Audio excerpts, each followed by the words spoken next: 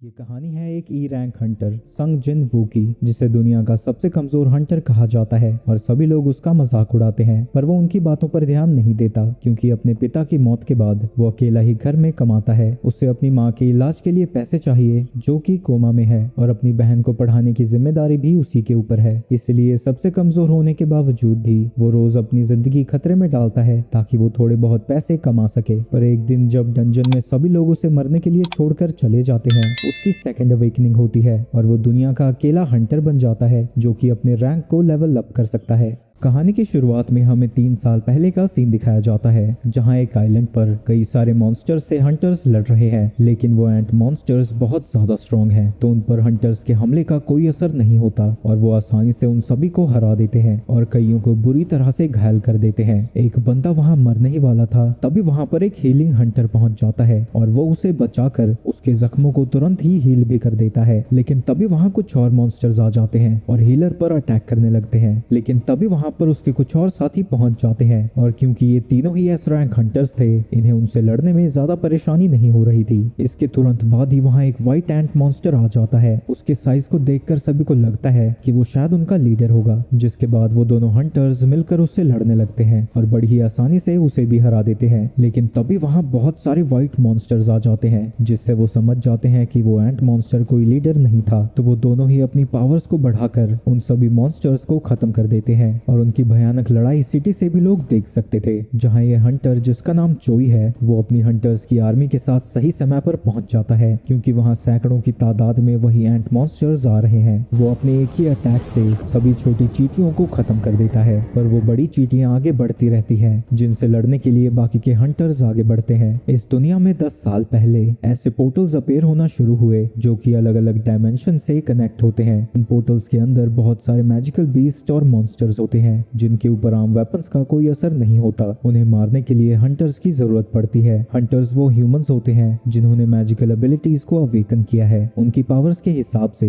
उन्हें कई रैंक दिए गए हैं, जैसे एस, ए, बी, सी, डी और ई, जिसमें एस रैंक सबसे स्ट्रॉन्गेस्ट हंटर्स को दिया जाता है और ई सबसे वीकेस्ट। एक बार किसी ह्यूमन की पावर्स अवेकन हो जाती है तो वो चाहे कितनी भी ज्यादा ट्रेनिंग कर ले, वो अपनी पावर्स को नहीं बढ़ा सकता। इसके बाद हम प्रेजेंट का सीन देखते हैं जहाँ काफी सारे हंटर्स एक डंजन रेड के लिए इकट्ठा हो चुके हैं। यहाँ पर संग जिन वो भी पहुंच जाता है। उसे देखकर सभी लोग खुश हो जाते हैं। उसे देखकर सब खुश क्यों हो रहे हैं? वो काफी स्ट्रॉन्ग है क्या? स्ट्रॉन्ग? तुम जानते हो उसका निकनेम क्या है? World weakest Hunter. उसके आने का मतलब ये है कि ये डंजन काफी कमजोर होने वाला है, तो किसी को कोई फिक्र करने की कोई जरूरत नहीं है। चलो ज्यादा नहीं बोलते हैं, कहीं वो सुन ना ले। गधों, मैं तुम्हारी सारी बातें सुन रहा हूँ, इतना चिल्ला चिल्ला के बोल रहे हो तुम लोग। तभी वहाँ पर जूही पहुंच जाती है जो उसकी चोट के लिए उसे डांट लगाने लगती है। उसके पूछने पर जिनवू बताता है, मैं असल में एक ई रैंक डंजन में घायल हुआ था। मेरे अलावा बाकी किसी को तो एक खरोंच भी नहीं आई। वहाँ कोई हीलर भी नहीं लेके गया था क्योंकि उनके पास एक हाई रैंकर था। एक हाई रैंकर होने का मतलब ये तो नहीं कि वो हीलर नहीं लेके जाएंगे। नहीं, कोई बात नहीं, ऐसा इसलिए हुआ था क्योंकि मैं कमजोर हूँ। अब तो मुझे इसकी आदत हो गई है। ये सुन के जूही कुछ नहीं बोल पाती। आगे सभी लोग रेड पर जाने के लिए तैयार हो जाते हैं, जिनके सामने एक हंटर खड़ा होता है जिसका नाम मिस्टर सॉन्ग है। वो कहता है कि वो इस पार्टी का लीडर बनना चाहता है। किसी को कोई तकलीफ तो नहीं है, पर क्योंकि वो सबसे स्ट्रॉन्ग था, सब उसके लीडर बनने के लिए मान जाते हैं। इसके बाद सभी लोग डंजन के अंदर एक एक करके चले जाते हैं, पर जिन बाहर खड़ा होकर सोच रहा था, ये छोटी सी नाइफ जिसकी मैजिकल एनर्जी भी बहुत कम है, पर मैं अपनी इनकम से ये ही अफोर्ड कर सकता हूँ। चलो, कुछ ना होने से तो कुछ होना बेहतर है। और वो भी पोर्टल के अंदर चला जाता है। कुछ देर बाद वो एक मॉन्स्टर को हरा देता है, जिससे उसे एक माना क्रिस्टल मिलता है। मॉन्स्टर्स को मारने के बाद उनसे माना क्रिस्टल्स और जेम्स गिरते हैं, जिन्हें वो हंटर्स गिल्ड को देकर काफी सारे पैसे कमाते हैं। इन क्रिस्टल्स का यूज करके